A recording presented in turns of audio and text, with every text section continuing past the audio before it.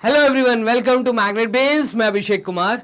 Magnet brains अकेला एक ऐसा प्लेटफॉर्म जो आपको कंप्लीट एनसीईआरटी बुक और बेस्ट पब्लिशर्स की बुक कंप्लीट थ्योरी के साथ, आपको बेस्ट कंटेंट के साथ और बेस्ट फैकल्टीज के साथ इसी प्लेटफॉर्म पे मिलेगा। तो मैग्नेट ब्रेन्स अकेला एक ऐसा प्लेटफॉर्म जो 100% फ्री एजुकेशन आपको दे रहा है with best content and best faculties. तो चलिए स्टार्ट करते हैं इस वीडियो को। तो ये वीडियो है हमारी most important questions class 10th के लिए, और वो भी जो सीरीज चल रही है, ये सीरीज है केस बेस्ड क्वेश्चंस। तो केस बेस्ड क्वेश्चंस किस तरह के आते हैं, तो एक चैप्टर आप लोग पूरा वॉच कर चुके होंगे। सेकंड चैप्टर जो मैं कवर अप करा रहा हूं इस वीडियो में, वो है अर्थमेटिक प्रोग्रेशन। तो एपी के क्वेश्चंस हम लोग यहाँ पे देखते हैं, किस प्रकार के केस बेस्ड क्वेश्चंस आते हैं, उनके क्या सब पार्ट्स बन सकते हैं। तो 7 क्वेश्चंस मैंने पहले आपको सॉल्व करवाए थे, एक अलग टॉपिक, और यहाँ पे भी अगेन 7 क्वेश्चंस आपके लिए इस टॉपिक में मैं कवर कराऊंगा। तो वीडियो के साथ बने रहो, एक छोटी प्यारी सी वीडियो आप लोगों के लिए। तो चलिए, पहला सवाल ये रहा। सवाल कुछ ऐसा है कि Kriti saves 24 during the first month.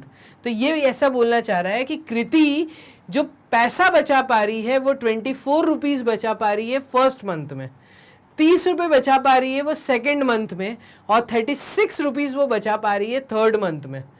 तो she continues to save this manner, और इसी तरीके से वो हर महीने कुछ कुछ पैसा बचा रही है।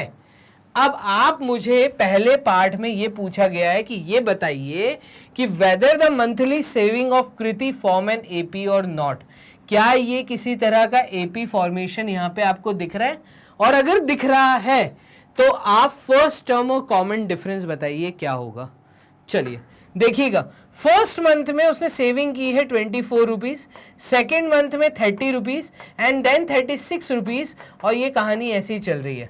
तो क्या ये एपी फॉर्मेशन कर रहा है? तो एपी को चेक करने के लिए हम लोग क्या करते हैं, हम लोग सेकेंड टर्म को फर्स्ट टर्म में से माइनस करके देखते हैं। जो भी वैल्यू आती है वो हमेशा इक्वल आनी चाहिए third term minus second term की, और इसी को हम कॉमन डिफरेंस बोलते हैं। तो मतलब a2 माइनस a1 ये कॉमन डिफरेंस देता है। तो d इस केस में हमेशा बराबर होना चाहिए।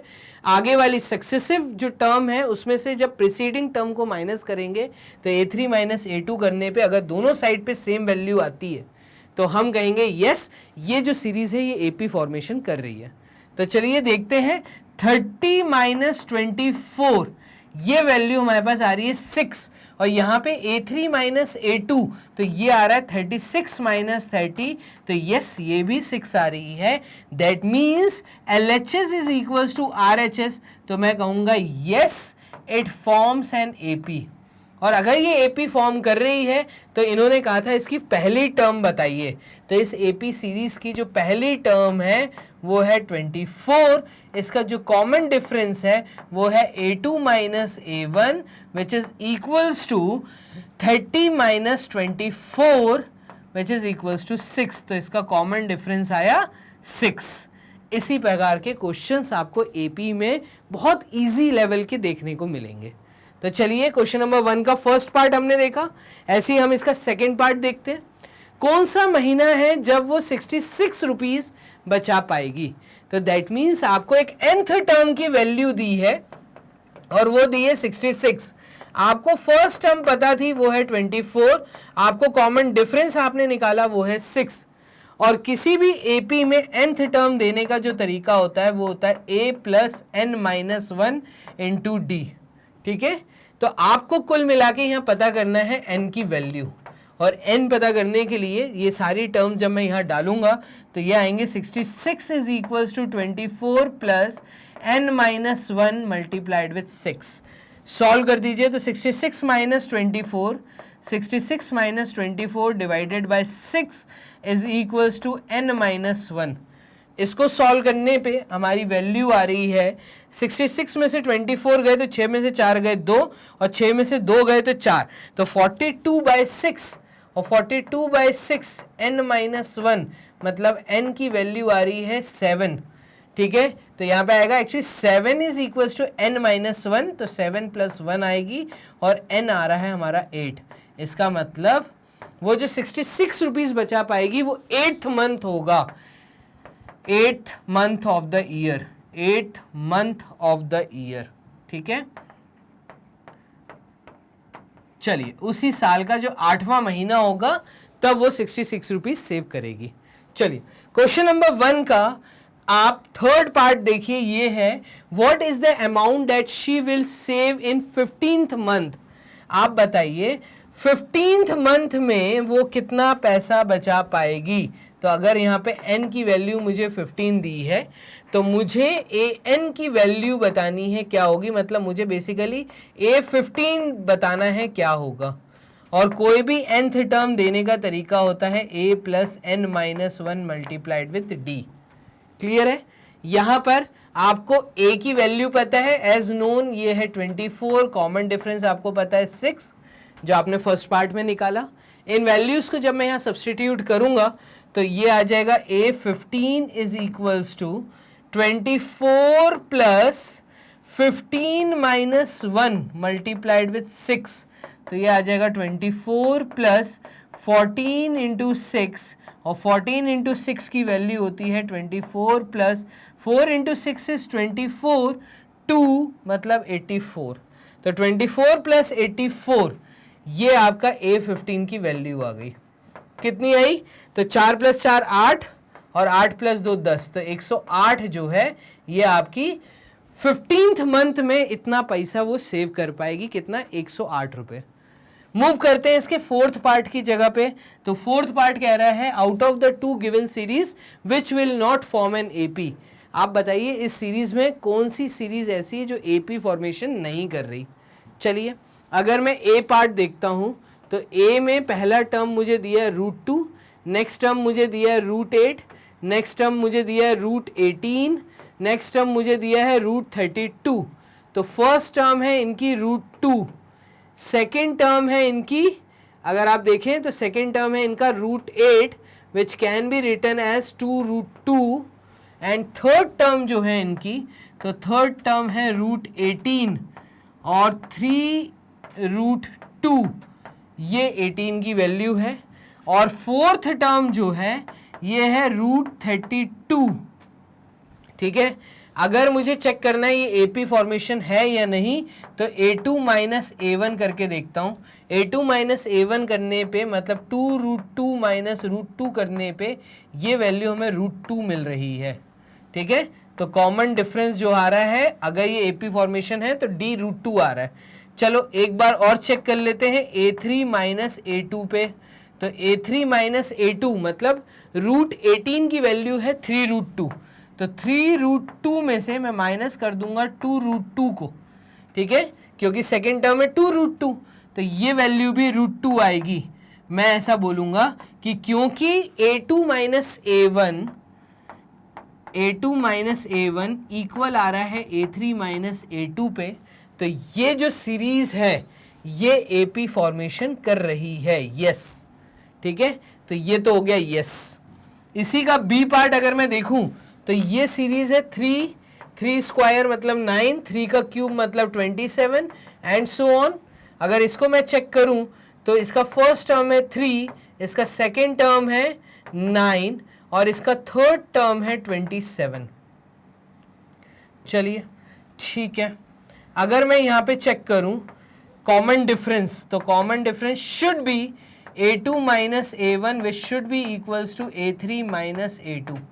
आप देखिए a2 माइनस a1 करने पे 9 माइनस 3 करने पे 6 आ रही है वैल्यू, लेकिन जब आप a3 माइनस a2 करते हैं तो आप देख रहे हैं ये वैल्यू 27 माइनस 9 पे 6 नहीं मिल रही।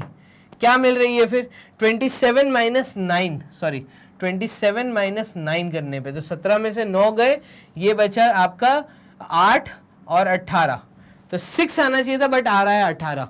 तो मैं कहूंगा second is not an AP, no.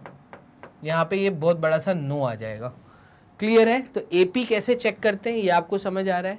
Question number 1 का फोर्थ पार्ट हमने देख लिया है, इसका फिफ्थ पार्ट देखिएगा। What is the common difference of an AP whose nth term is 8 minus 5n। ये कह रहा है कॉमन डिफरेंस बताइए अगर किसी एपी का nth टर्म 8 माइनस 5n है। तो कॉमन डिफरेंस, बात समझना, कॉमन डिफरेंस क्या होता है?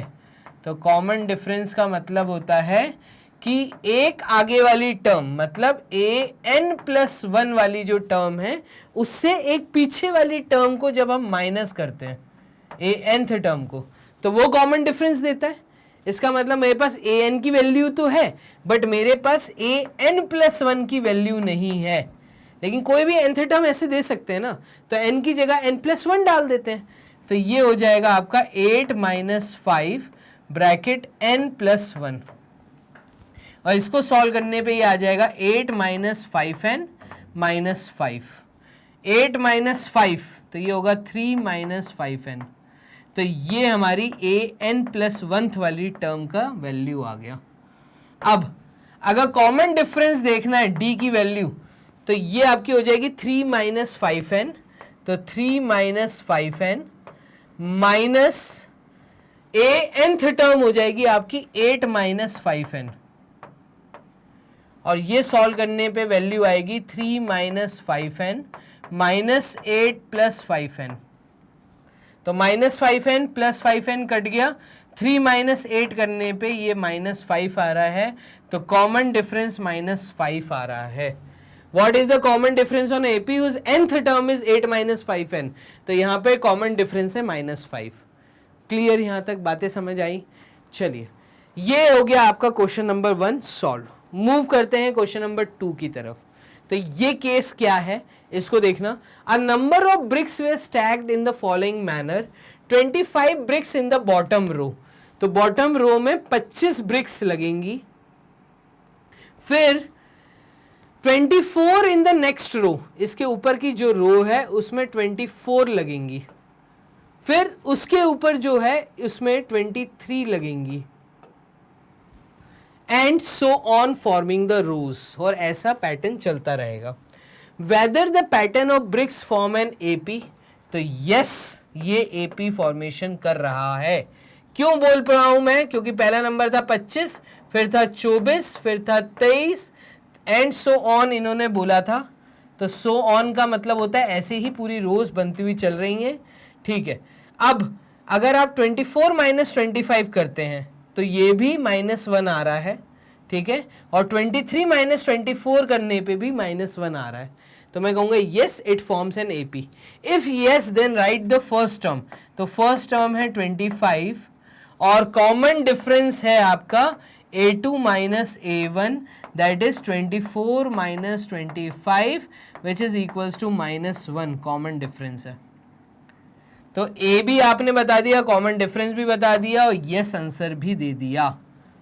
क्लियर है? तो क्वेश्चन नंबर 2 का फर्स्ट पार्ट। अब क्वेश्चन नंबर 2 का ये रहा सेकंड पार्ट। क्या बोल रहा है? Write the row number that has 14 bricks. ऐसा रो नंबर बताइए, वो रो नंबर बताइए जिसमें 14 ब्रिक्स हैं।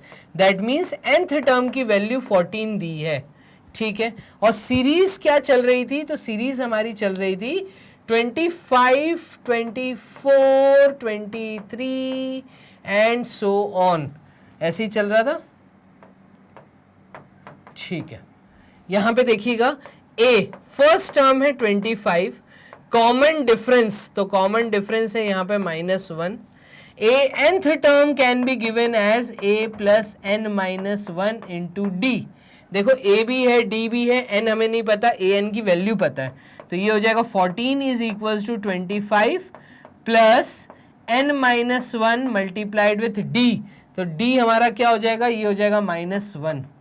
इसको सॉल्व करेंगे तो ये हो जाएगा आपका 14 - 25 upon -1 which is equals to n - 1। इसको सॉल्व करने पे 25 में से 14 गए तो 5 में से 4 गए, 1 2 में से 1 गया तो 1, मतलब -11 बाय -1 तो 11 आ जाएगा which is equals to n - 1। ये -1 यहाँ जाएगा तो n की वैल्यू आ जाएगी 12। दैट मीन्स क्या समझ आया? राइट द रो नंबर, तो रो नंबर इज 12। जो 12th रो है, तो जो 12th रो है उसमें 14 ब्रिक्स लगी हुई हैं। क्लियर है? तो कैसे करना है? क्लियर। मूव करते हैं क्वेश्चन नंबर 2 का third part. What is the number of BRICS in the 9th रो? आप बताइए 9th रो में कितनी ब्रिक्स हैं? तो a प्लस n माइनस 1, तो 9 माइनस d, तो ये आ जाएगा आपका a प्लस 8d। ये आपका 9th रो का देने का तरीका है। ठीक है, a आपको पता है 24 है प्लस 8 और कॉमन डिफरेंस है -1, तो ये आ जाएगा 24 माइनस 8, तो 24 माइनस 8 और 24 में से 8 गए, तो 24 में से 8 गए मतलब 14 में से 8 गया, तो ये आ गया 6 और 16, तो 9th रो में 16 ब्रिक्स लगी हुई हैं। कितनी लगी हैं? 16। क्लियर है? तो इस तरीके से आपको क्वेश्चन नंबर 2 का थर्ड पार्ट अटेम्प्ट करना था। फोर्थ पार्ट देखिएगा, तो गेस बेस्ड जो क्वेश्चंस होते हैं ना, इनका यही मजा है कि बहुत इजी होते हैं और बहुत आसानी से सॉल्व होते हैं। Which among the two cannot be the nth term of an AP? इन दोनों में से कौन सी nth टर्म नहीं है? तो देखते ही समझ आ रहा है कि ये वाला जो है B option, it is not an nth term of an any AP। क्यों? क्योंकि nth टर्म अगर आप कभी भी दोगे तो वो एक लीनियर इक्वेशन होती है, क्वाड्रेटिक नहीं होती, तो ये हमेशा लीनियर एक्सप्रेशन होती है। ठीक है, तो nth term is linear expression, ये लीनियर है, बट ये इसकी हाईएस्ट पावर 2 हो गई, तो ये AP नहीं है, can not be the nth term, this is not the nth term of an AP। ये क्वेश्चन नंबर 2 का फोर्थ पार्ट था। चलिए, ऐसे ही अगर आप फिफ्थ पार्ट देखते हैं, तो which is the 8th term from the end of the AP, 8th term from the end of the AP। तो देखो AP दी है आपको 9, 13, 17 अप टू 65। लास्ट टर्म है ना, लास्ट टर्म आपको L दिया हुआ है, वो है 65, और आपको पता है कि फ्रॉम द एंड जब मैं देखता हूं तो फ्रॉम द एंड के लिए हम लोग देते हैं last term plus n-1, common difference में नेगेटिव का साइन मल्टीप्लाई होता है, इसलिए फॉर्मूला चेंज होकर हो जाता है L minus n-1 into D. ये लास्ट टर्म से देने का तरीका है। तो 8th टर्म देनी है लास्ट टर्म से, 8th टर्म, तो 8th टर्म क्या होगी? फ्रॉम द एंड, तो 8th term from the end अगर मैं लिख दूं तो ये आपकी हो जाएगी L minus 7, 8 minus 1 is 7 multiplied with D, L minus 7D। अब देखो L माइनस 7D, L की वैल्यू है 65, कॉमन डिफरेंस, तो कॉमन डिफरेंस यहाँ पर क्या आएगा? तो 13 माइनस 9, 13 में से 9 गए बचे 4, तो कॉमन डिफरेंस है 4। ठीक है, 17 में से 13 गए तो 4, तो कॉमन डिफरेंस चल रहा है 4, तो D है 4। Therefore 8th term from last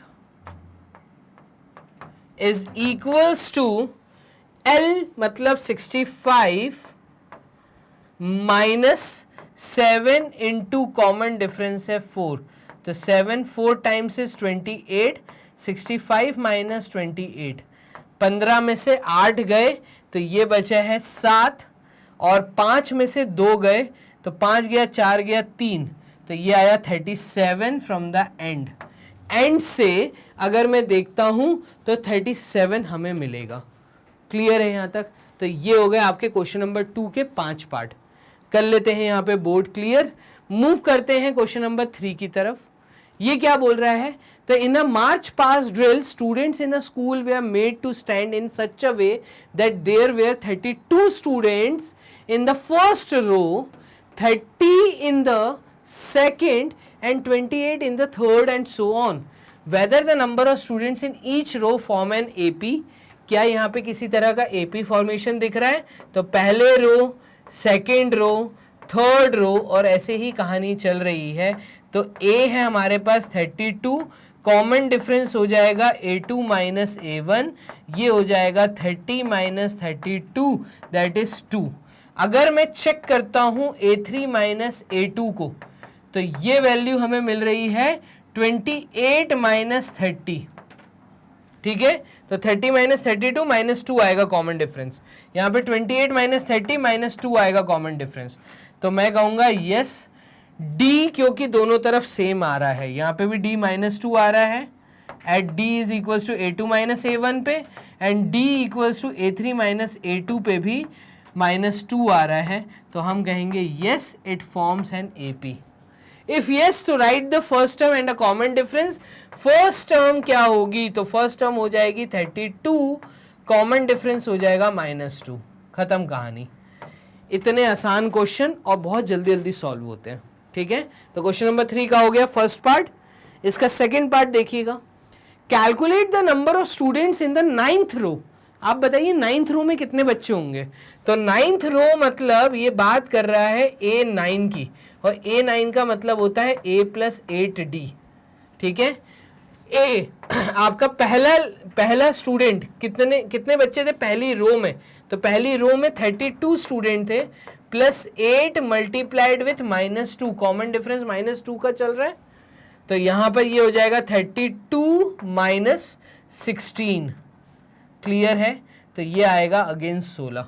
12 में से 6 गए 6, 2 में से 1 गया 1, 16. तो 9th रो में 16 स्टूडेंट्स होंगे.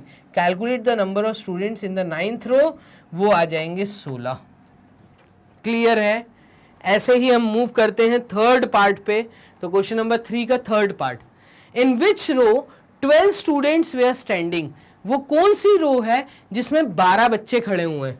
तो आपको nth रो बतानी है, वो n की वैल्यू बतानी है जिसकी वैल्यू 12 दी है. तो यहां पर an देने का तरीका होता है a + n - 1 × d. ठीक है, an की वैल्यू है 12, फर्स्ट रो में 32 स्टूडेंट्स हैं, +n - 1 और कॉमन डिफरेंस -2 का चल रहा है. सॉल्व कर दीजिए, तो ये हो जाएगा 12 - 32 which is equals to n - 1 - 2. इसको सॉल्व करेंगे तो 32 में से 2 गया तो 2 में से 2 गया 0, 3 में से 1 गया तो 20, -20 upon -2 is equals to n - 1. ये वैल्यू आपकी आ जाएगी 10 इज इक्वल्स टू n - 1, और n की वैल्यू आ जाएगी 10 + 1 मतलब 11. तो nth टर्म आपकी निकल के आई है 11, मतलब वो 11th रो थी. विच रो? 11th रो, जिसमें 12 बच्चे खड़े थे. आपको ये बात समझ आ रही है. तो यहां तक हमने 3 पार्ट कर लिए हैं क्वेश्चन नंबर 3 के. मूव करते हैं फोर्थ पार्ट पे. In an AP, if A is equals to 4, AN is equals to 109 and SN is equals to 1243. SN का मतलब होता है sum of all the terms. तो sum of n terms वो हमें 1243 दिया है. तो आप बताइए n क्या होगा. बहुत इजी क्वेश्चन है और बहुत अच्छा सवाल है. देखो, पहला टर्म आपको दिया है 4, nth टर्म आपको दिया है 109 और सम ऑफ n टर्म्स ये आपको दिया है 1243. अगर मैं सम ऑफ n टर्म्स का फॉर्मूला देखूं तो ये होता है n/2 ब्रैकेट में 2a + n - 1 × d. ये फॉर्मूला होता है सम ऑफ n टर्म्स के लिए. अब यहाँ पे अगर आप ध्यान से देखें तो ये हो जाएगा आपका n/2 ब्रैकेट में, इस 2a को मैं लिख सकता हूँ a + n - 1 × d. और ये जो है, अगर मैं ब्लू पेन से आपको दिखाऊं यहाँ पर, ये जो इतना सा पार्ट है ये an टर्म है. तो एक नया फॉर्मूला बनता है Sn का, वो बनता है आपका n/2 ब्रैकेट में a + an. तो first term plus last term. ठीक है, nth टर्म. अगर इसको देखें तो सम ऑफ n टर्म्स मुझे दिया है 1243. देखो 1243 विच इज इक्वल्स टू n/2. यही तो n पता करना है. और फर्स्ट टर्म मुझे दी है 4, ये ऐड होगी लास्ट nth टर्म के साथ जो कि 109 है. तो ये हो गई 109. ऐड कर दीजिए तो ये आ जाएगा 2 1243 के साथ मल्टीप्लाई हो जाएगा. तो into 2 which is equals to n multiply होगा इसके साथ. तो 9 + 4 इज 13, 113. ठीक है, और 1243 इंटू 2 डिवाइडेड बाय 113, ये आपकी n की वैल्यू आएगी. इतना आसान है. तो चलिए मुझे कमेंट बॉक्स में जल्दी से बताइए ये कौन सी टर्म निकल के आ रही है आपके सामने. क्या 113 1243 में जा रहा है? तो ये आप लोग बताइए. ठीक है, हम एक काम करते हैं, आगे चलते हैं. तो हम लोग सॉल्व करते हैं इसका फिफ्थ पार्ट. क्लियर किया बोर्ड? फिफ्थ पार्ट देखिएगा. What is the value of m if the terms 2m plus 1, 13 and 5m minus 3 are in AP? What is the value of m? आप बताइए, अगर मैं आपको तीन टर्म्स दे रहा हूं, 2m plus 1, नेक्स्ट टर्म है 13 और नेक्स्ट टर्म है 5m minus 3, तो what is the value of m if the terms this are in AP? ये AP की अगर टर्म्स हैं तो इसको हम ले लेते हैं फर्स्ट टर्म, इसको सेकंड टर्म, इसको थर्ड टर्म. क्या मैं ऐसा बोल सकता हूं A2 minus A1 will be equals to A3 minus A2? भाई कॉमन डिफरेंस D जो है वो इक्वल आना चाहिए. तो A2 माइनस A1 करने पे मतलब 13 माइनस 2m प्लस 1 करने पे ये वैल्यू A3 आपको दिया है 5m माइनस 3 माइनस A2 की वैल्यू है 13. इसको सॉल्व करने पे हमारी m की वैल्यू आ जाएगी. इतना आसान है, ये सब कुछ प्रैक्टिस से ही होगा और क्वेश्चंस बहुत आसान आने वाले हैं. ठीक है, चलिए ये हो जाएगा 13 minus 2m minus 1 which is equals to 5m minus 3 minus 13. इसको सॉल्व कर लेते हैं तो ये आ जाएगा 13 माइनस 1 मतलब 12, तो 12 minus 2m which is equals to 5m minus 16. देखिएगा 12 plus 16 is equals to 5m plus 2m और 6 प्लस 2 ये आता है 8, 28 विच इज इक्वल्स टू 7m. तो 28 divided by 7 is equals to m. Clear है? और 7 4 टाइम्स होता है 28, तो m की वैल्यू आ जाएगी 4. खत्म कहानी. तो यही निकालना था और वो निकल के आ गया. तो क्वेश्चन नंबर 3 भी हमारा यहाँ पर होता है. एंड मूव करते हैं क्वेश्चन नंबर 4 की तरफ. तो 4 क्या कह रहा है? The earnings of a hawker for 3 days were ₹175, ₹200, ₹225. If the earnings of the hawker follows the same pattern, then calculate his earning on the 7th day. 7th day पे बताइए क्या अर्निंग होगी. तो देखिए सबसे पहले तो आप ये चेक करिए क्या ये AP फॉर्मेशन कर रहा है. तो एक सीरीज हो रही है वो ये है. डेली उसको जो अर्निंग हो रही है डेली की, पहले दिन 175 हुई, दूसरे दिन 200, फिर तीसरे दिन 225. तो यहाँ पे ऐसे ही अगर अर्निंग्स चलती गई तो देखिएगा A2 माइनस A1 करने पे 200 में से 175 गए तो 25 आ रहे हैं, जो कि एक्चुअली D की वैल्यू होती है. कॉमन डिफरेंस आ रहा है, यहाँ पे भी 25 आ रहा है, यहाँ पे 25 आ रहा है. तो सबसे पहले तो एक AP फॉर्मेशन कर रहा है. ठीक है, उसके बाद आपने कॉमन डिफरेंस निकाला. फर्स्ट टर्म 175 है. ठीक है, आपसे ये पूछे 7th डे, तो आपको पता करना है A7 की वैल्यू क्या होगी. इसका मतलब आपको N7 दिया हुआ है. क्लियर है? तो इसको सॉल्व करने के लिए हम लिख सकते हैं कि A7 होगा A प्लस 6D, और A प्लस 6D का मतलब है आपकी फर्स्ट टर्म है 175 plus 6 multiplied with common difference है 25. इसका आंसर आएगा 175 प्लस 6 इंटू 5, तो 6 into 5 is 30, 3 carry, 6 into 2 is 12 plus 3 is, तो 12 प्लस 3 इज 15, 150. तो ये आ जाएगा 5, 5 5 10 11 12 225. तो आपका जो 7th डे पे कमाई होगी, ठीक है, कुछ गलती हुई है क्या हमसे, 2 मिनट, हाँ, तो यहाँ पे 2 नहीं ये 3 आएगा. 7th डे पे जो कमाई होगी ये 5 यूनिट प्लेस पे 7 प्लस 5, तो 7 प्लस 5 होता है आपका कितना, तो 7 में 5 ऐड करिए 10 11 12 12 का 2 कैरी 1 325. तो 7th डे की अर्निंग है 325 रुपीज. क्लियर है? चलिए अब हम कर लेते हैं बोर्ड क्लियर और मूव करते हैं सेकेंड पार्ट पे. तो चलिए सेकेंड पार्ट क्या है, on which day the hawker will earn ₹450. वो कौन सा दिन है जब हॉकर 450 रुपए कमाएगा. तो 450 रुपए कमाएगा। इसका मतलब आपको क्या दिया हुआ है, आपको एपी सीरीज की एक वैल्यू दी हुई है, एक टर्म दी हुई है, आपको ये बताना है कि एन की वैल्यू क्या है।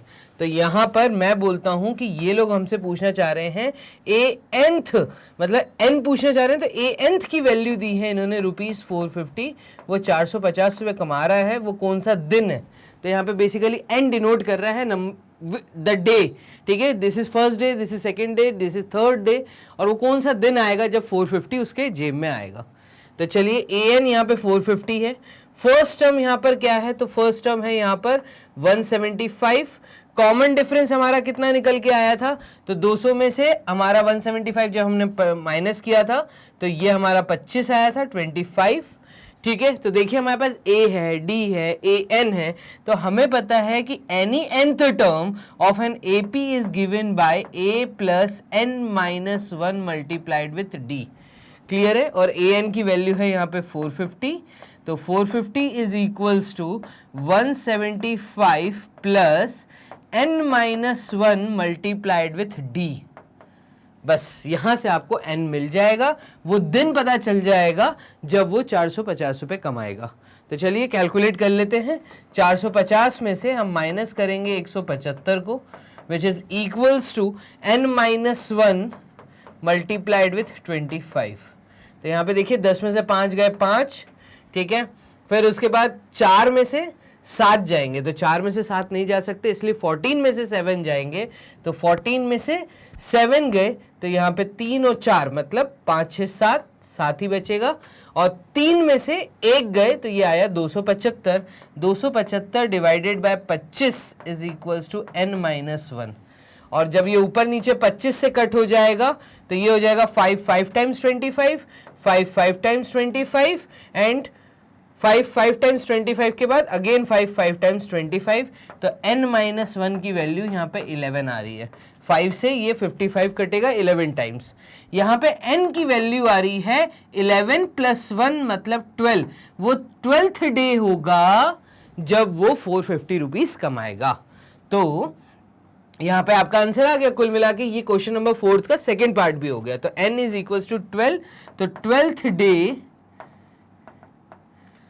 उसके पास कितने रुपीज आएंगे, ही विल अर्न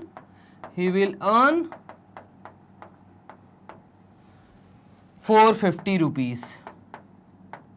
चलिए इस प्रकार से, क्योंकि स्टेटमेंट में उन्होंने पूछा था, स्टेटमेंट में हमने जवाब दे दिया। तो आप देख रहे हैं यहाँ पे केस बेस्ड क्वेश्चंस, जो टॉपिक है हमारा अर्थमेटिक प्रोग्रेशन, वो कितने आसान क्वेश्चंस हैं। सिर्फ आपको अगर बेसिक्स की नॉलेज होगी तो केस बेस्ड क्वेश्चंस आपके लिए हो जाएंगे एकदम लड्डू। चलिए इसका थर्ड पार्ट देखिएगा, कर देते हैं क्लियर। थर्ड पार्ट क्या है, तो ये कह रहा है if the nth term of an AP is 4 minus 7n। कोई भी nth टर्म अगर मैं दे सकता हूं 4 माइनस 7n से, तो then find the common difference of the AP. आप बताइए कॉमन डिफरेंस क्या होगा।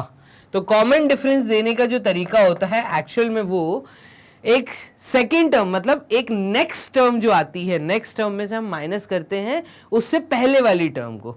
तो बात समझना, यहां पे अगर मैं ऐसा बोलूं कि an प्लस 1 माइनस an कर दीजिए, ये मैं क्या बोलना चाह रहा हूं, मैं ये बोलना चाह रहा हूं कि अगर फर्स्ट टर्म an है तो सेकेंड टर्म हो जाएगी an प्लस 1, नेक्स्ट टर्म हो जाएगी आपकी an प्लस 2, ठीक है।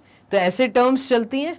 तो d पता करने के लिए इस वैल्यू को माइनस करना होता है, मतलब इस वैल्यू में से माइनस करना है फर्स्ट टर्म को। तो a2 second term always minus the first term, this is a1, तो a2 माइनस a1 हम करते हैं, इस कारण मैंने ये लिखा है। तो अगर फर्स्ट टर्म दी हुई कोई भी nth टर्म ये है, तो इसके बाद वाली जो टर्म होगी वो n में प्लस 1 हो जाएगा। तो बाद वाली टर्म से पहली वाली टर्म को आपको माइनस करना है, तो कॉमन डिफरेंस आ जाएगा। अब बात को समझिएगा, हमें क्वेश्चन में ऑलरेडी कोई भी nth टर्म लिखने का तरीका बताया हुआ है ये। तो n प्लस 1th टर्म हो जाएगी आपकी 4 minus 7 into n plus 1। Clear है ये चीज? तो हर जगह n की जगह पे हम +1 कर देंगे। इसको सॉल्व करेंगे तो ये वैल्यू आएगी 4 - 7n - 7 और ये हमारा आ जाएगा -7n और 4 - 7 का मतलब 7 में से 4 गए तो ये भी आंसर नेगेटिव में आएगा। तो 7 में से 4 गए तो 5 6 7 मतलब 3 बचेंगे। तो -7n - 3 ये आपकी an+1 की वैल्यू आई। इसको हम डाल देते हैं एक बॉक्स में और आपको an भी दिया हुआ था। देयरफॉर हम कहेंगे common difference d is equals to this value minus this value. तो -7n माइनस अगर कॉमन ले लेंगे तो 7n + 3 आ जाएगा ये, ठीक है। नेगेटिव साइन बाहर कॉमन ले लिया, इसमें से हम माइनस कर रहे हैं, किसको माइनस कर रहे हैं? हम माइनस कर रहे हैं 4 - 7n को। तो इस तरीके से हम लिखेंगे 4 - 7n। क्लियर है? तो इसको जब हम सॉल्व करेंगे तो हमारा आंसर आता हुआ हमें मिलेगा, मतलब कॉमन डिफरेंस आता हुआ मिलेगा। तो ये वैल्यू हमारी आ जाएगी -7n - 3 - 4 + 7n। तो -7n + 7n कट गया, -3 - 4 तो ये आ गया -7। कुल मिला के कॉमन डिफरेंस हमारा आ गया है -7। तो इस तरीके से आपको थर्ड पार्ट सॉल्व करके जवाब देना है। क्लियर है? तो जल्दी जल्दी कॉपी करते जाइए, क्वेश्चंस को देखते जाइए, ठीक है। आपसे बनने चाहिए। वीडियो को पॉज करिए, पॉज करके पहले खुद से अटेम्प्ट करिए, फिर आप सॉल्यूशन देखिए तो ज्यादा अच्छे से अब आपको केस बेस समझ आएंगे। क्वेश्चन नंबर 4 का 4th पार्ट ये रहा आप लोगों के सामने। क्या बोल रहा है इसको रीड करते हैं। तो what are the first 4 terms of an AP whose first term is -9 and the common difference is 1/2। अगर कॉमन डिफरेंस मतलब d की वैल्यू 1/2 है, फर्स्ट टर्म मतलब a आपको -n दिया है, -9 दिया है, तो आप बताइए फर्स्ट 4 टर्म्स क्या होंगी AP की। तो first 4 terms of an AP can be given as, first term अगर a है और अगर हमें कॉमन डिफरेंस भी दिया है तो सेकेंड टर्म आपकी हो जाती है a + d, थर्ड टर्म आपकी होती है a + 2d, ऐसे ही थर्ड टर्म आपकी होती है, सॉरी फोर्थ टर्म आपकी होती है a + 3d, ऐसी नेक्स्ट टर्म आपकी आएगी a + 4d, ये फिफ्थ टर्म है। इस तरीके से एंड सो ऑन कहानी चलेगी। तो आपको देखो यहाँ पे a की वैल्यू मिली हुई है, a आपको बताया है फर्स्ट टर्म -9 है और कॉमन डिफरेंस जो है ये 1/2 है। तो अगर कॉमन डिफरेंस 1/2 है तो इस ऊपर वाली AP में आप वैल्यूज को उठा के सब्सटीट्यूट कर दो, और कुछ नहीं करना, आपका आंसर आपके सामने। तो फर्स्ट टर्म -9 है, ये रही -9 फर्स्ट टर्म। सेकेंड टर्म हो जाएगी आपकी -9 + 1/2 कॉमा, थर्ड टर्म आपकी हो जाएगी -9 + 2 मल्टीप्लाइड विथ 1/2। ऐसे ही नेक्स्ट टर्म आपकी जो फोर्थ टर्म हो जाएगी वो हो जाएगी -9a + 3 multiplied with 1/2 common difference. Clear है? तो ये चारों टर्म्स आपके सामने हैं, सॉल्व करके आंसर लिख दीजिए। तो ये आ जाएगा आपका -9 कॉमा, इसको सॉल्व करेंगे तो 2 9 टाइम्स होता है 18, तो -18 + 1/2। इसको सॉल्व करेंगे तो ये 2 से 2 कट गया, यहाँ पे -9 + 1 तो ये आ जाएगा -8। क्लियर? इसी के बाद -9 + 3/2 तो ये वैल्यू आपकी आएगी -9 + 3/2। क्लियर? इसको अगर सॉल्व करते हैं तो 2 9 टाइम्स 18 होता है, मतलब -18 + 3 आएगा। तो एक काम करते हैं, डायरेक्ट लिख देते हैं -18 + 3/2। इस तरीके से आपने 4 टर्म्स दे दी हैं। आपको AP बताना था 4 टर्म्स क्या होंगी। तो फर्स्ट टर्म तो आपको दी हुई है -9, ये रही -9। नेक्स्ट टर्म आपकी हो जाएगी -18 + 1 का मतलब है -17/2, -17/2। इसके बाद -8 आएगा, तो ये रहा -8। इसके बाद जो नेक्स्ट टर्म आएगी वो आएगी -8 + 3, तो -8 + 3 का मतलब है 8 में से 3 गए, 8 गया 7 गया 6 गया 15 आएगा, तो -15/2। तो नेक्स्ट टर्म आएगी -15/2। इस तरीके से आपने 4 टर्म्स दे दी हैं। तो आपसे ये बोला था what are the first 4 terms. तो फर्स्ट 4 टर्म्स जिसमें से आपको सिर्फ 3 टर्म्स पे मेहनत करनी थी, फर्स्ट टर्म तो ऑलरेडी दी थी। तो फर्स्ट 4 टर्म्स इस तरीके से रहेंगी और ये पूरी एक AP की सीरीज है, ... क्लियर है? तो आपने क्वेश्चन नंबर 4 का 4th पार्ट भी सॉल्व कर लिया। कर लेते हैं बोर्ड क्लियर यहाँ पे और मूव करते हैं क्वेश्चन नंबर 4 का 5th part. If the common difference of an AP is 4, ये कह रहा है अगर कॉमन डिफरेंस मतलब डी की वैल्यू अगर 4 है तो then find the value of, तो ये कह रहा है अगर ये गिवन है तो फाइंड करिए, किसको फाइंड करिए, A25 माइनस A20 को। क्लियर है? चलिए देखिएगा यहां पर, तो फाइंड करना है इसकी वैल्यू और गिवन है कॉमन डिफरेंस 4। तो हम क्या ऐसा बोल सकते हैं कि A25th टर्म जो है, कोई भी nth टर्म देने का तरीका a प्लस n माइनस 1 होता है, तो n माइनस 1 मतलब ये 24d आ जाएगा। ऐसे ही A20 की वैल्यू क्या होती है, तो A20 आपका हो जाएगा a plus 19d, n minus 1 मतलब 20 माइनस 1, तो ये हो जाएगा 19d। अगर इन दोनों चीजों को इसमें सब्स्टिट्यूट कर दूं तो देयरफॉर ये हो जाएगा a प्लस 24d, ठीक है, माइनस a माइनस 19d। अब से ये माइनस a माइनस 19d कैसे किया आपने, तो इसको भी एक काम करिए, स्टेप मैं दोबारा लिख देता हूँ। A25 की वैल्यू है a प्लस 24d, ठीक है, और माइनस का साइन था तो ये माइनस और a प्लस 19d। इसको जब मैं सॉल्व करूंगा तो ये वैल्यू हमें मिल रही है बेसिकली क्या, तो ये हमें मिल रहा है a plus 24d minus a, minus into a is minus a minus 19d। और इसको सॉल्व करेंगे तो ये देखो a माइनस a कट गया तो 24d माइनस 19d ये हो जाएगा 5d, पॉजिटिव 5d। और 5d का मतलब है d आपको क्योंकि गिवन था d 4 है, तो इसका मतलब हमारी वैल्यू आ जाएगी 5 मल्टीप्लाइड विथ 4, दैट मीन्स 20। तो ये आंसर आ गया हमारा 20। क्लियर है? अब देखिएगा कैसे चीजों को सॉल्व करना है, ये हमारे सामने सॉल्व होकर आ गया है। क्वेश्चन नंबर 4 का 5th पार्ट भी हो गया। तो यहां तक हमने कर लिए हैं 4 क्वेश्चन। टॉपिक हमारा चल रहा है अर्थमेटिक प्रोग्रेशन, और इसके अंदर जो सीरीज आप देख रहे हैं वो है case based type questions. Clear है? मूव करते हैं क्वेश्चन नंबर 5 की तरफ। क्वेश्चन नंबर 5 क्या कह रहा है, बोर्ड क्लियर करके क्वेश्चन नंबर 5 देखिएगा। ये कह रहा है Hardik repays his total loan of ₹1,32,000 by paying every month. हर महीने हार्दिक लोन की ईएमआई पे कर रहा था, मतलब उसके पास एक लोन था, उसने बैंक या कहीं से लोन लिया था 1,32,000 को, वो उसने रीपे कर दिया। कैसे? हर महीने ईएमआई देके। ईएमआई का मतलब होता है हर महीने एक छोटी छोटी किस्तें उसने बांध ली थी कि छोटा छोटा अमाउंट वो हर महीने का दे रहा था, तो उसने अपना टोटल 1,32,000 पे कर दिया है। Starting with the first installment of ₹1,500, अगर उसकी पहली इंस्टॉलमेंट जो उसने पे की थी वो है 1,500, तो उसने क्या किया, he increases the installment by ₹200 every month. हर महीने उसने 200 रुपए बढ़ा के दिया पिछले महीने के मुकाबले। तो बेसिकली ये आपको कॉमन डिफरेंस दिया हुआ है। अभी हम एपी समझ लेते हैं, तो बात को समझना हमें दिया क्या है। तो टोटल उसने 1,32,000 पे किया है। पहली ईएमआई अगर उसने 1,500 पे की थी फर्स्ट मंथ, मान लो जनवरी में उसने ये इस जनवरी मंथ में उसने ये इंस्टॉलमेंट पे की, तो नेक्स्ट मंथ में उसने 200 रुपये बढ़ा के दिए, इसका मतलब 1,700 रुपये पे किए। फिर उसने 200 रुपये ज़्यादा बढ़ा के दिए, इसका मतलब उसने 1,900 रुपये पे किए।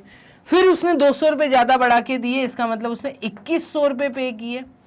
ये चीज़ समझ आ रही है?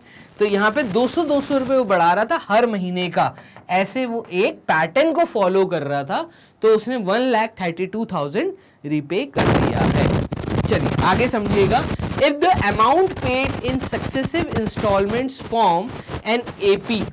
अब अगर ये अमाउंट जो वो पे कर रहा है, सक्सेसिव इंस्टॉलमेंट का मतलब हर महीने बढ़ा के, सक्सेसिव मतलब बढ़ा बढ़ा के इंस्टॉलमेंट पे कर रहा था, और ये अगर एक एपी फॉर्मेशन करता है, तो दिख रहा है आपको, यस यहाँ पे एक एपी फॉर्मेशन हो रहा है।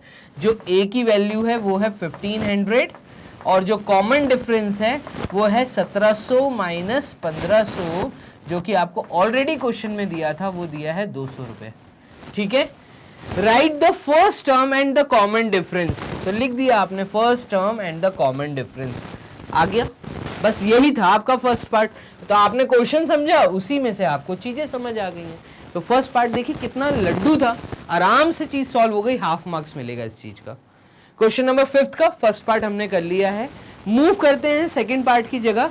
तो ये जो हमने लिखा है ये सब लिखे रहने देते हैं, हम लोग सिर्फ इसका सेकंड पार्ट यहाँ पे शो कर रहे हैं। देखिएगा इसका सेकंड पार्ट क्या कह रहा है। तो what is the amount paid by Hardik in 15th installment. आप बताइए 15th इंस्टॉलमेंट में, मतलब अगर n की वैल्यू 15 है तो उसने कितना अमाउंट पे किया होगा। आप देख रहे हैं एपी का कितना मतलब अच्छा है। इन फ्यूचर भी अगर आपको एपी की नॉलेज है तो आप प्रैक्टिकल लाइफ में भी इस चीज का यूज कर सकते हैं। ठीक है, तो nth टर्म अगर n 15 दिया है तो इस टर्म की वैल्यू क्या है, 15th टर्म की वैल्यू क्या है।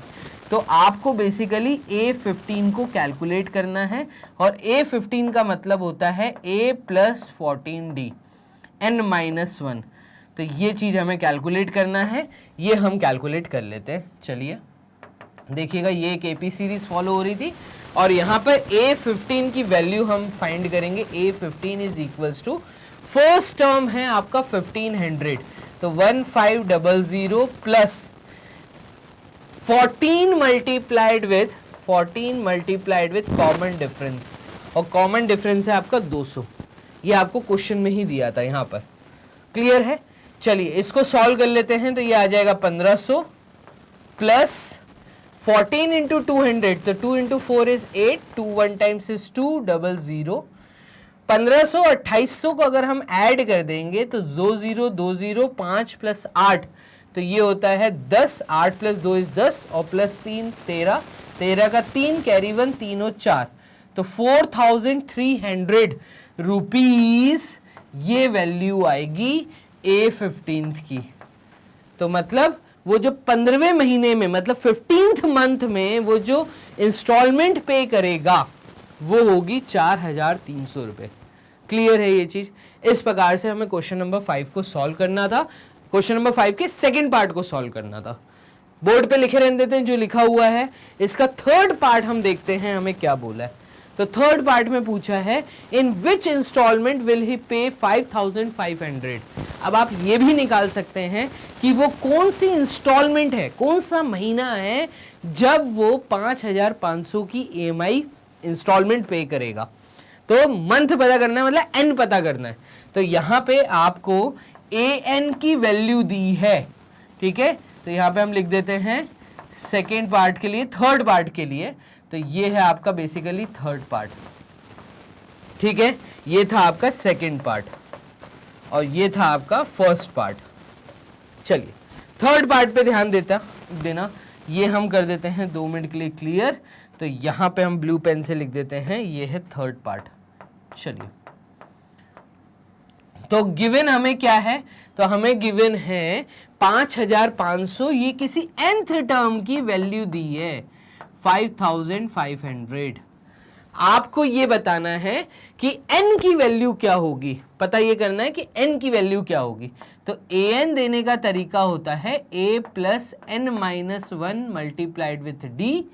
इस चीज का अगर मैं यहां यूज करूंगा तो an मुझे दिया है 5500 which is equals to, first term मुझे दी है 1500, तो ये 1500 दी है, प्लस n मुझे पता करना है, कॉमन डिफरेंस मुझे 200 दिया है। समझ आ रहा है ये चीज? चलिए आगे देखिएगा। अगर इस चीज को हम सॉल्व करते हैं तो 5500 में से 1500 माइनस हो जाएगा। तो 5500 में से आप 1500 माइनस कर देंगे और इस साइड आपका बचेगा n-1, ये n-1 और अपॉन में आ जाएगा 200, क्योंकि 200 जो था वो n-1 के साथ मल्टीप्लिकेशन में था, ये पूरा उठ के यहाँ आ जाएगा। 5500 में से 1500 गए तो 3 0 तो यहाँ बच गए, और 5 में से 1 गया तो 4, और 4000 डिवाइडेड बाय 200 का मतलब होता है 2 0 से 2 0 ये कट गए। ये n-1 की जो वैल्यू आ रही है ये आपकी आ रही है 20, और n की वैल्यू आ रही है 20 + 1, दैट मीन्स n की वैल्यू आ रही है 21। इससे क्या समझ आया कि जो हमसे थर्ड पार्ट पूछा है, थर्ड पार्ट, तो वो महीना होगा 21वां, मतलब 21st जो इंस्टॉलमेंट होगी। फर्स्ट इंस्टॉलमेंट थी 1500, सेकेंड थी 1700, फिर 1900, फिर 2100, फिर 2300, ऐसे करते करते जो 21st इंस्टॉलमेंट होगी उसकी वैल्यू होगी 5500 रुपये। ठीक है, जो उन्होंने क्वेश्चन में बोला है। तो इस तरीके से आपको ये पूरी चीजें सॉल्व करनी थी। क्वेश्चन नंबर 5 का थर्ड पार्ट भी यहाँ सॉल्व हो गया। चलते हैं अपन फोर्थ पार्ट की जगह, तो ये कर देते हैं बोर्ड ऊपर से क्लियर और फोर्थ पार्ट ले आते हैं। तो फोर्थ पार्ट देखिएगा। अब फोर्थ पार्ट एक अलग क्वेश्चन है, तो हमें इसकी जरूरत नहीं है, ये कर देते हैं board clear.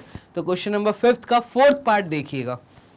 Weather √5, √20, √45, √80 form an AP और नॉट। आप बस ये बताइए कि यहाँ पे AP का फॉर्मेशन हो रहा है या नहीं हो रहा। तो जब भी हमें ये चेक करना है कि to check that given series is of AP और नॉट, तो हम यहाँ पे कॉमन डिफरेंस चेक करते हैं। Second term minus first term should equals to third term minus second term. तो ये आपको बेसिकली कॉमन डिफरेंस निकालना है। A2 minus A1 should equals to A3 minus A2 which should equals to A4 minus A3। तो आपको जो terms दी हैं यहाँ पे देखिएगा, दी हुई सीरीज ये है। तो late first term be √5, second term be √20, third term be √45, ऐसे ही फोर्थ टर्म यहां पर आपकी हो जाएगी √80, यही हो जाएगी। Therefore A2 माइनस A1 का मतलब होता है √20 माइनस √5, तो √20 माइनस √5, और √20 का मतलब क्या होता है, तो 2 × 10 √20 होता है, और 20 में मुझे एक 2 जो है, मतलब यहाँ पे मुझे 2 × 2 × 5 दिख रहा है, तो 2 × 2 इज 4, 4 × 5 इज 20, तो यहाँ पे एक 2 बाहर आ जाएगा और ये हो जाएगा 2 √5 माइनस √5, तो ये वैल्यू हमारी आ रही है √5। क्लियर है? तो यहाँ पे आप देखिएगा A2 माइनस A1 की वैल्यू आ गई। A3 माइनस A2 अगर करता हूँ तो A3 माइनस A2 ये हमारा हो जाएगा √45 माइनस √20, तो √45 माइनस √20। √45 का मतलब है 5 × 9 इज 45, तो 9 क्योंकि 3 से बना है तो यहाँ पे 3√5 माइनस 2√5 आएगा। √20 को 2√5 लिख सकते हैं। 3 माइनस 2 इज √5 अगेन। आप देख रहे हैं A3 माइनस A2 की वैल्यू भी √5 है, A2 माइनस A1 की भी वैल्यू √5 है।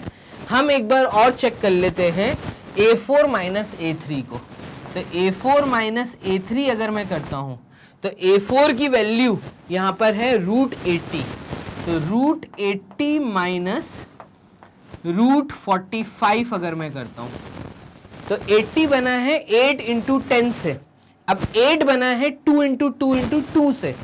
ठीक है, मैं हर चीज लिख के नहीं बता रहा, √80 आप 10th क्लास में आपको सॉल्व करना आना चाहिए। ठीक है, तो ये आपने 8th क्लास में पढ़ा है कि √80 को हम जब भी सॉल्व करेंगे तो √80 का मतलब है यहाँ पे 4 बार 2 मिल रहा है, इस कारण 2 2 बाहर आए तो 4√5 होगा। क्लियर है? तो ये 16 × 5 करते हैं तो 80 आता है, ऐसे आप समझ लीजिए। तो 16 बना है 4 × 4 से, एक 4 आया बाहर, माइनस √45 का मतलब है 3√5, और 4 माइनस 3 ये अगेन √5 आएगा। ठीक है, तो आप देख रहे हैं यहाँ पे A2 minus A1 is equals to A3 minus A2 which is equals to A4 minus A3। That means ये जो सीरीज दी हुई है ये AP फॉलो कर रही है। तो यस, इट फॉलोज एपी, या yes it forms an AP. Clear है ये चीज? तो कैसे सॉल्व करना था क्वेश्चन नंबर 5 का फोर्थ पार्ट, वो आप लोगों ने कर लिया। मूव करते हैं क्वेश्चन नंबर 5 के नेक्स्ट पार्ट पे, मतलब 5th पार्ट पे। तो what is the value of के? ये कह रहा है के की वैल्यू क्या होगी अगर 11 2k + 1 and 3k - 1 form an AP. ये अगर एक एपी फॉलो कर रहे हैं, ठीक है, तो बात को समझिएगा। Let first term be 11, second term be 2k + 1, third term will be 3k - 1। तो कॉमन डिफरेंस निकालने का जो तरीका होता है a2 - a1, ठीक है, शुड इक्वल्स टू, तो इन दोनों केस में d और d जो होता है सेम होता है, मतलब a3 - a2 पे भी करने पे जो वैल्यू आती है, अगर ये एपी फॉलो कर रहे हैं तो a2 - a1 करने पे जो वैल्यू आएगी वही वैल्यू a3 - a2 करने पे आनी चाहिए। तो ये एपी फॉलो करेंगे, तो देयरफॉर a2 - a1 मतलब 2k + 1, तो 2k + 1 a2 की वैल्यू है, माइनस a2 - a1 की वैल्यू है 11, विच शुड इक्वल्स टू, इस चीज का मैं यूज कर रहा हूं, विच should equals to a3 - a2। तो a3 की वैल्यू है 3k - 1, ठीक है, माइनस a2, और a2 की वैल्यू थी आपकी 2k + 1। क्लियर है? तो a2 की वैल्यू थी 2k + 1। इसको सॉल्व करेंगे तो आपको k मिलेगा, सॉल्व कर लेते हैं। तो 2k + 1 - 11 is equals to 3k - 1 - 2k - 1। तो यहां पे आ जाएगा 2k - 10 which is equals to 3k - 2k का मतलब है k, -1 - 1 का मतलब है -2। इसको सॉल्व कर लीजिए, तो 2k - k is equals to -2 + 10। Clear? और 2k में से k गया तो ये आया k which should equals to 8। तो k की वैल्यू फाइनली हमें मिल गई है 8। मुझे लगता है आप लोगों को ये चीजें बहुत अच्छे से समझ आ रही होंगी। तो हम यहाँ पे कर लेते हैं बोर्ड को क्लियर। 5th पार्ट भी हमने क्वेश्चन नंबर 5 का यहाँ पे सॉल्व कर लिया है। चलिए क्वेश्चन नंबर 5 को ये कर दिया हमने क्लियर। मूव करते हैं नेक्स्ट क्वेश्चन, क्वेश्चन नंबर 6 की तरफ। ये क्या कह रहा है? तो इसमें देखिएगा, ये बोल रहा है एक सर्कुलर रग है, consist of a concentric circles, the diameters of the innermost circle. अब देखो सर्कुलर रग मतलब आप ऐसा मान लीजिए कि आपके घर में कोई कारपेट है जो सेंटर हॉल में है और वो सर्कुलर है और उसके अंदर सर्कल्स के डिजाइन बने हुए हैं। तो सर्कल के अंदर सर्कल, सर्कल के अंदर सर्कल, कुछ इस प्रकार से ही यहाँ पे बोल रहा है। क्या हो गया? 2 मिनट रुकिएगा, होल्ड करिए। चलिए देखिएगा, सर्कल के अंदर सर्कल, सर्कल के अंदर सर्कल, तो कंसेंट्रिक सर्कल्स टाइप का डिजाइन बना हुआ है। इस प्रकार से कुछ डिजाइन उन्होंने बोला है कि आपके घर में जो सेंटर हॉल में मैट लगी हुई है, सेंटर हॉल में नीचे हम लोग कारपेट बिछाते हैं, तो वो सर्कुलर रग है, उसी को इन्होंने बोला है।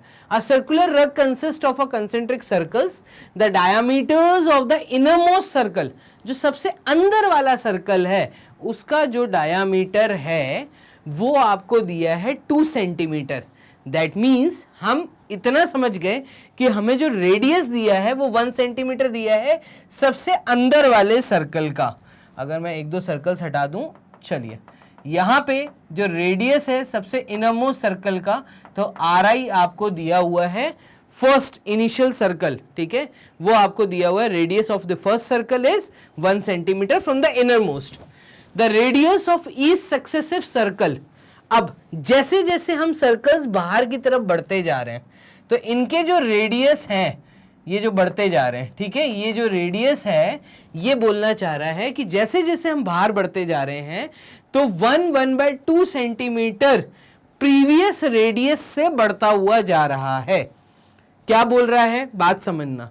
ये बोल रहा है, पहली बात तो आपको यहाँ पे जो रेडियस देखने को मिल रहे हैं वो R1, R2, R3, R4, R5 and so on. एक पर्टिकुलर रेडियस आपको एक सीरीज फॉर्मेशन करते हुए यहाँ दिखेंगे। जो पहला रेडियस है वो 1 सेंटीमीटर का है, ठीक है। जो नेक्स्ट रेडियस है, ठीक है, वो 1 सेंटीमीटर में ऐड हो रहा है, तो रेडियस में एक पर्टिकुलर डिस्टेंस ऐड हो रहा है, तो सेकंड सर्कल का रेडियस बन रहा है। यहां पे अगर मैं इसको क्लियर करके दिखाऊं तो अब ये R2 का रेडियस है, और R2 क्या है, तो R2 की वैल्यू जो है वो प्रीवियस रेडियस से 1 + 1 1/2 है। फिर ऐसे ही जो थर्ड रेडियस है, थर्ड रेडियस प्रीवियस रेडियस के 1 1/2 ऐड हो गया, तो 1 + 1 1/2 का मतलब है 1 + 2 + 1 मतलब 3/2, और इसको सॉल्व करेंगे तो ये आ जाएगा 2 + 3 मतलब 5/2। तो ये कह रहा है जो R3 है वो 5/2 में ऐड हो गया, कितना, अगेन 3/2, तो ये रेडियस हमारा आ गया 8/2। क्लियर है, तो पहला रेडियस था 1 सेंटीमीटर, सेकेंड रेडियस था 5/2, थर्ड रेडियस था 8/2, फोर्थ रेडियस, तो फोर्थ रेडियस ये कह रहा है जो भी 8/2 प्रीवियस रेडियस था उसमें ऐड हो गया अगेन 3/2। ठीक है, तो ये हो गया आपका 11/2। इस तरीके से आपको यहां पे एक एपी फॉर्मेशन दिख रहा है, क्योंकि एक पर्टिकुलर जो उन्होंने बोला है, ये जो कॉमन डिफरेंस है ये ऐड होता हुआ जा रहा है हर रेडियस के साथ, तो हर टर्म के साथ ऐड होता हुआ जा रहा है 1 1/2 मतलब 3/2 सेंटीमीटर। तो यहाँ पे जो एपी फॉर्मेशन हो रहा है वो आपको क्या दिखेगा, तो वो दिखेगा 1 5/2 8/2 11/2। तो इसको कर देते हैं क्लियर। इसको समझना, पहला 1 सेंटीमीटर तो 1 दिख रहा है, 1 के बाद आपको यहाँ पे दिखेगा 5/2, ठीक है, 5/2 को आप के बाद आपको दिखेगा 8/2, 8/2 के बाद आपको दिखेगा 11/2। तो इस तरीके से ऐड होता हुआ जा रहा है, आपको ये चीज समझ आ रही होगी। तो 5/2 का मतलब है इसमें जब 3/2 ऐड हुआ तो 8/2, 8/2 में जब 3 ऐड हुआ तो 11/2 एंड सो ऑन। ये एपी फॉर्मेशन है जहां पे आपको फर्स्ट टर्म मिल गई है 1, कॉमन डिफरेंस आपको क्वेश्चन में दिया हुआ है 3/2।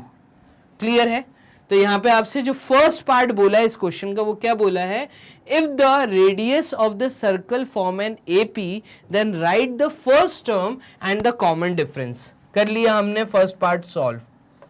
क्लियर है, ऐसे ही हम मूव करते हैं सेकेंड पार्ट की तरफ। तो सेकेंड पार्ट क्या कह रहा है, इसको देखिएगा। सेकेंड पार्ट क्या कह रहा है, तो सेकेंड पार्ट कह रहा है what is the radius of the 8th circle. आप बताइए जो 8th सर्कल होगा उसका रेडियस क्या होगा। तो 8th सर्कल मतलब n की वैल्यू आपको 8 दी है, ठीक है, और 8th सर्कल मतलब अगर आपको कोई भी nth टर्म देखनी है तो ये होता है a + n - 1/d। आपको कुल मिला के an की वैल्यू निकालनी है, n आपको 8 दिया हुआ है तो ये हो जाएगा a + 7d। ठीक है, तो a + 7d यही लिख देते हैं, a + 7d। और a + 7d का मतलब क्या है, तो आप यहाँ पे नोट करिएगा, a + 7d का मतलब है कि आपकी जो nth टर्म मतलब 8th टर्म, n की वैल्यू 8 दी थी, तो 8th सर्कल का जो रेडियस आएगा ये आएगा 1 प्लस, तो a की वैल्यू थी 1, 1 + n - 1 मतलब 7 × d, तो 7 मल्टीप्लाइड विथ कॉमन डिफरेंस 3/2। ठीक है, तो d था 3/2, ये 1 1/2 का मतलब है 2 1 टाइम्स इज 2 + 1 इज 3/2, तो ऐसे होगा। और ये आ जाएगा 1 + 7 × 3 इज 21/2। इसको सॉल्व करेंगे तो ये आ जाएगा 2 + 21, तो 2 + 21/2, और इसको सॉल्व करेंगे तो ये आ जाएगा 23/2 सेंटीमीटर आपका 8th सर्कल का रेडियस। इस तरीके से आपको सेकंड पार्ट सॉल्व करना था। क्लियर है ये चीज, तो चलिए थोड़ा सा इसको हम ऐसे कर लेते हैं। चलिए ये हो गया सेकंड पार्ट। आ जाइए थर्ड पार्ट पे। थर्ड पार्ट क्या कह रहा है, तो सेकंड पार्ट हमने सॉल्व कर लिया, थर्ड पार्ट को देखते हैं। तो थर्ड पार्ट कह रहा है which circle has the radius 37 centimeter. वो कौन सा सर्कल है जिसका वैल्यू, जिसका रेडियस जो है वो 37 सेंटीमीटर होगा। तो इस केस में आपको nth टर्म की वैल्यू दी है 37। ठीक है, आपको n पता करना है, तो यहां पे हम लिखेंगे 37 is equals to first term plus n minus 1 multiplied with 3/2। इसको सॉल्व करेंगे तो ये वैल्यू हमारी सॉल्व हो के आएगी 37 और ये 1 इधर जाएगा तो 36 माइनस 1 हो जाएगा। तो 36 is equals to n plus 1 n minus 1 3/2 और ये 2 ऊपर चला जाएगा तो 36 into 2/3 which is equals to n minus 1। तो 3 से ये 36 कटा, 3 1 times, 3 2 times into 2 is equals to n minus 1। ये आ जाएगा 24 plus 1 is equals to n। n की वैल्यू है 25। चलिए बहुत बढ़िया, n की वैल्यू आ गई 25। तो आपने फर्स्ट पार्ट कर लिया, सेकंड पार्ट कर लिया, थर्ड पार्ट कर लिया। आपके सामने आप देख रहे हैं क्वेश्चन नंबर 6 इतना आसान था कि फर्स्ट सेकंड और थर्ड तो आराम से हो गए। मूव करते हैं इसके फोर्थ पार्ट की जगह। तो फोर्थ पार्ट क्या बोल रहा है उसको भी देख लेते हैं। तो बोर्ड यहाँ पे क्लियर करके फोर्थ पार्ट देखिएगा। Is there any circle with radius 12 centimetre? क्या ऐसा कोई सर्कल है जिसका रेडियस 12 सेंटीमीटर होगा? अगर है तो आप बताइए वो सर्कल कौन सा है। क्वेश्चन समझ आ रही है? तो यहां पे हम क्या कर रहे हैं, is there any circle with radius 12 centimetre? क्या ऐसा कोई वैल्यू है जो 12 आए? आपको एक एपी दी थी, एपी आपको क्या दी थी? एपी आपको दी थी 1, फिर आपको सेकंड जो टर्म दी थी वो आपको दी थी 5/2, फिर आपको दिया था 8/2, फिर आपको दिया था 8 + 3 मतलब 11/2। तो ये पूछ रहा है क्या ऐसी कोई वैल्यू आएगी जिसकी वैल्यू 12 हो? ठीक है, चेक कर लेते हैं। तो यहाँ पे चेक करने के लिए हम an is equals to a plus n minus 1 multiplied with d कर रहे हैं। an की वैल्यू अगर 12 है तो n should be a proper natural number. ठीक है, वो कोई रैशनल नहीं आना चाहिए, मतलब फ्रैक्शन नहीं आना चाहिए। तो n एक नेचुरल नंबर आना चाहिए। देख लेते हैं। तो a आपकी फर्स्ट टर्म था 1 plus n minus 1 multiplied with d। तो d की वैल्यू है 3/2। ये 1 इधर गया तो ये हो जाएगा 11 माइनस हो जाएगा और ये हो जाएगा n माइनस 1 मल्टीप्लाइड विथ 3/2। ये 2 11 के साथ मल्टीप्लाई होगा तो आप देखेंगे 11 into 2/3 is equals to n minus 1। 11 into 2 होता है 22/3 और ये -1 यहाँ आया तो ये हो जाएगा +1। ठीक है, तो n की वैल्यू आप देख रहे हैं ये आपकी सॉल्व होकर आएगी 22 + 3/3 which is equals to n। तो n सॉल्व होने पे आपको दे रहा है 25/3। आप देख रहे हैं कि n एक नेचुरल नंबर नहीं आया, ये एक फ्रैक्शन आ रहा है जो कि पॉसिबल नहीं है। ठीक है, it should be any natural number. तो 3 से क्योंकि 25 नहीं कट रहा तो मैं कहूंगा नो। नो, इस क्वेश्चन का जवाब है no. Is there any circle with radius 12 centimetre? तो नो मेरा जवाब है। क्लियर है? कैसे दिया, क्यों दिया, रीजन के साथ मैंने चीजें समझाई हैं। क्वेश्चन नंबर 6 का फिफ्थ पार्ट देखिए क्या है। तो फिफ्थ पार्ट कह रहा है what is the common difference of an in AP. अब जो डाटा आपको ऊपर केस दिया था उस केस से हट के इसका सब पार्ट है, तो इस तरह के क्वेश्चंस आ सकते हैं। ये बोल रहा है इस एपी का कॉमन डिफरेंस क्या है। तो कॉमन डिफरेंस का मतलब होता है second term minus first term should equals to फिर third term minus second term. तो हम सिर्फ यहाँ पे पता कर लेते हैं a2 माइनस a1 को, क्योंकि डायरेक्टली उन्होंने बोला है कि इसका कॉमन डिफरेंस बताइए। तो बस second term minus first term कर लो। तो यहाँ पे जब मैं second term minus first term करूंगा तो ये वैल्यू हमारी आ जाएगी 3 - a/3a माइनस फर्स्ट टर्म ये है 1/a। क्लियर है? इसको सॉल्व करेंगे तो कॉमन डिफरेंस की वैल्यू आएगी 3 - a/3a माइनस 1/a। क्लियर है? और इसका जब एलसीएम निकालेंगे तो ये आ जाएगा आपका 3a एंड a एलसीएम आ जाएगा 3a²। ठीक है, अब 3a के टेबल में क्या 3a² आता है? तो यस, a टाइम्स आता है। तो ये हो जाएगा 3a माइनस a² माइनस ये माइनस। तो क्या a के टेबल में 3a आता है? तो यस 3a स्क्वायर आता है, ए के टेबल में वो 3a टाइम्स आता है, तो 3a जो है वो 1 के साथ मल्टीप्लाई होगा, तो यहाँ पे आएगा -3a, और कॉमन डिफरेंस की वैल्यू आ जाएगी 3a माइनस 3a कट जाएगा, तो ये आ जाएगा -a square upon 3a square, और a स्क्वायर से a स्क्वायर कट गया, तो कॉमन डिफरेंस की वैल्यू आ रही है -1/3। क्लियर है? ये आपका कॉमन डिफरेंस है, और यही आपसे पूछा था what is the common difference of the AP, तो कॉमन डिफरेंस है -1/3। क्लियर? मूव करते हैं नेक्स्ट क्वेश्चन की तरफ। तो लास्ट क्वेश्चन इस वीडियो का, क्वेश्चन नंबर 7 आपके सामने है। In order to increase the sale of the television set, a manufacturer gives incentives to his dealers.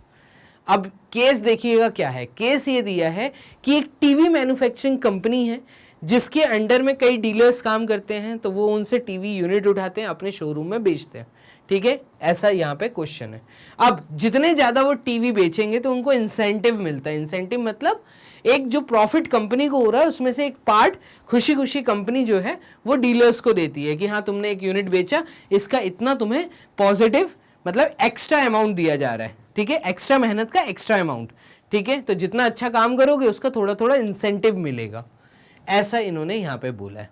चलिए, after the set target if the dealer sales an additional unit, तो एक target दिया जाता है बेचने के लिए।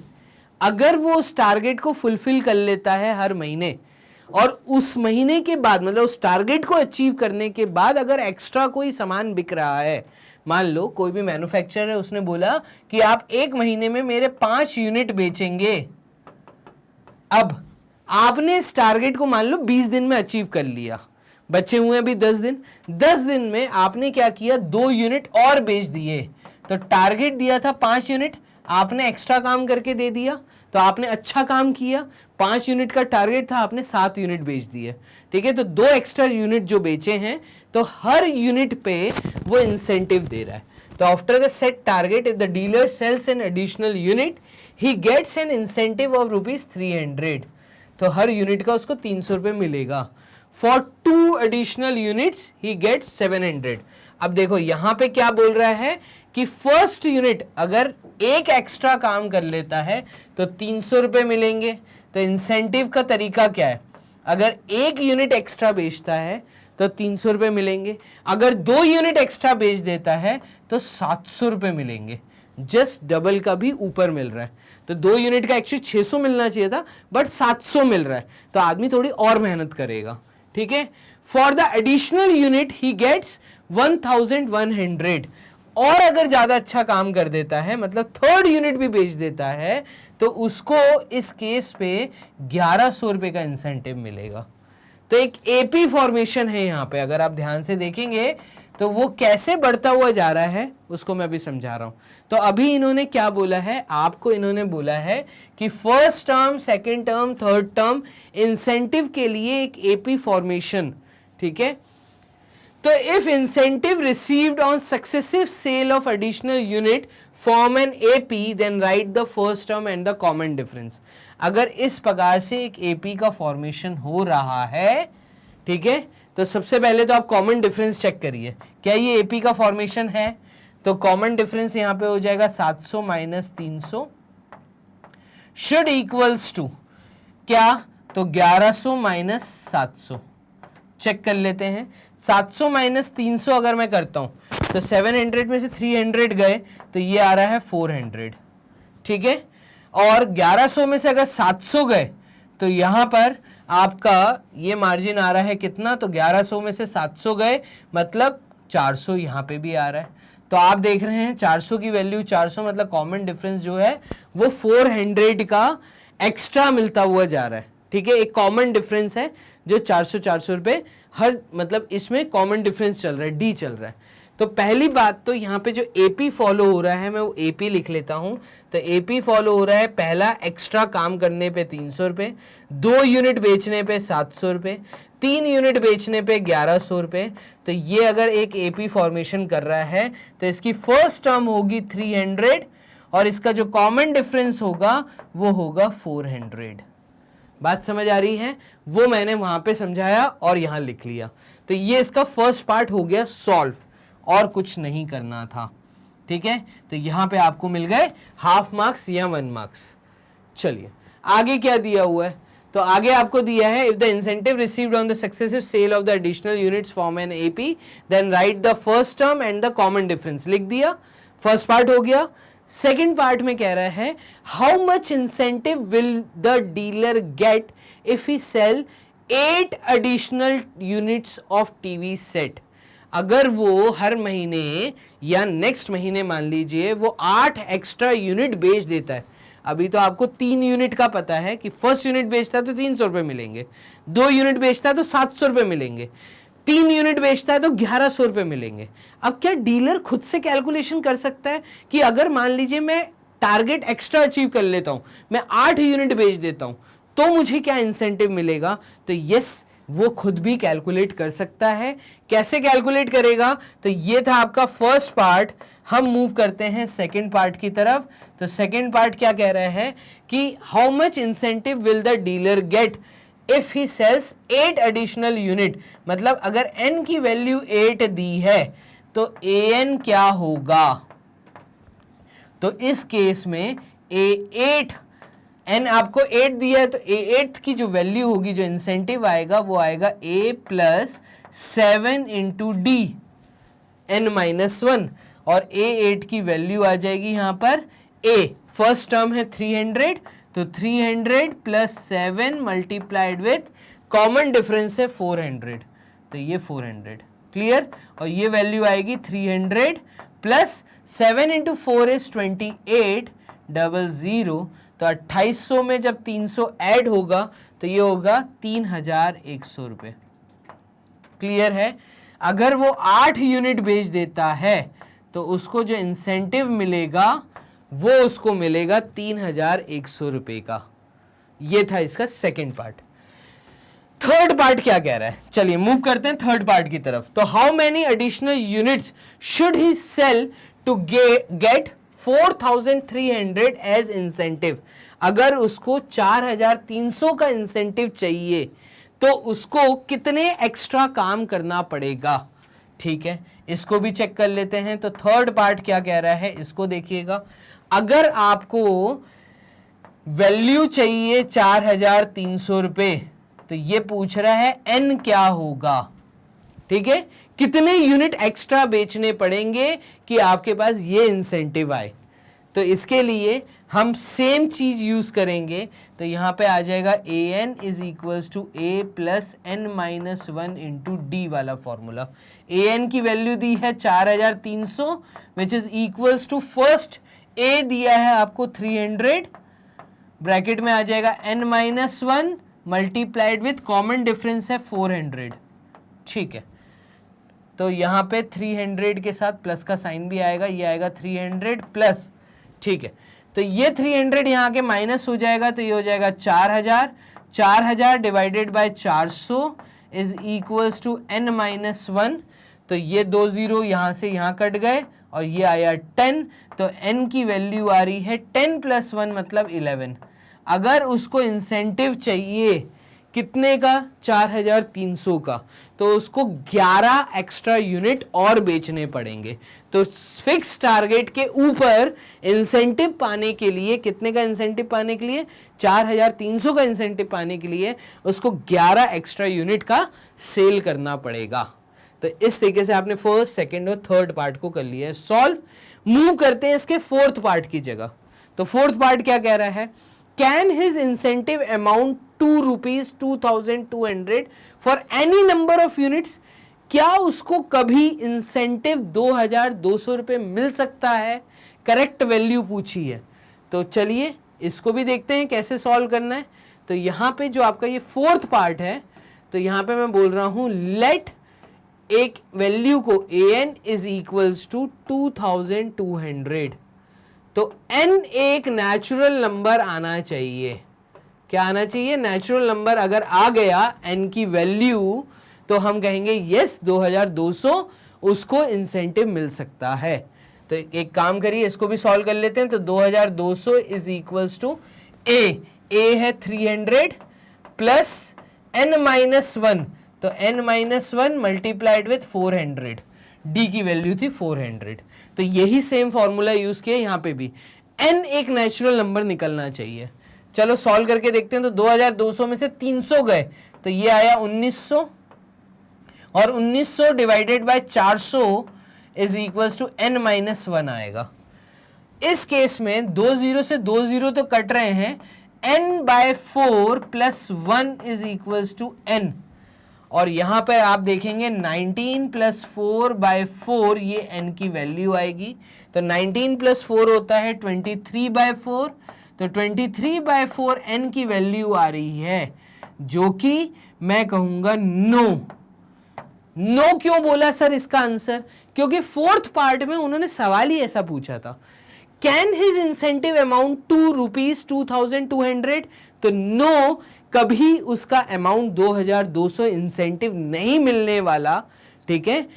तो क्योंकि यहाँ पे n की वैल्यू नेचुरल नंबर नहीं आया है, क्लियर। तो 2200 का अमाउंट कभी नहीं आएगा अगर करेक्ट फिगर की बात की जाए। तो इस प्रकार से आपको क्वेश्चन नंबर 7 का फोर्थ पार्ट सॉल्व करना था। मूव करते हैं क्वेश्चन नंबर 7 के लास्ट पार्ट की जगह। तो फिफ्थ पार्ट क्या कह रहा है, what is the sum of 24 terms of an AP whose first and the last terms are 88 and -4। Question एकदम अलग है गिवन डाटा से, तो जो डाटा दिया था उससे फिफ्थ क्वेश्चन अलग है, इस कारण मैं बोर्ड को कर देता हूं क्लियर, और इस तरह के सवाल आते हैं, ठीक है। केस बेस्ड में एक अलग क्वेश्चन वो पूछ सकता है। वो ये पूछना चाहता है कि क्या सम होगा, तो Sn की वैल्यू पूछना चाहता है, क्या सम होगा 24 टर्म्स का, ठीक है। इफ, तो वो आपसे बेसिकली सम ऑफ 24 टर्म्स पूछना चाह रहा है। तो S24 वो आपसे पूछना चाह रहा है, सम ऑफ 24 टर्म्स। अगर फर्स्ट टर्म आपको नोन है जो कि 88 है, और लास्ट टर्म अगर आपको नोन है और वो है -4, तो whose first and the last terms are 88 and -4, ये आपको डाटा दिया है। तो S24 फॉर्मूला क्या लगेगा, तो Sn की वैल्यू होती है n/2 ब्रैकेट में 2a plus n-1 into d। ये सम निकालने का तरीका होता है, लेकिन दिक्कत यहां पे ये है कि ना मुझे d पता है, मुझे n पता है, मुझे फर्स्ट टर्म पता है, ठीक है, मुझे d नहीं पता, तो Sn कैसे निकालूंगा। तो इस केस में ये फॉर्मूला थोड़ा सा हम ऑल्टर कर देते हैं, और ये हो जाता है n/2 ब्रैकेट में 2a को अगर मैं खोल देता हूं तो a प्लस a लिख सकता हूं, तो a plus a plus n-1 into d, और ये जो पार्ट है a प्लस n-d, ये किसी भी nth टर्म के लिए यूज कर सकते हैं।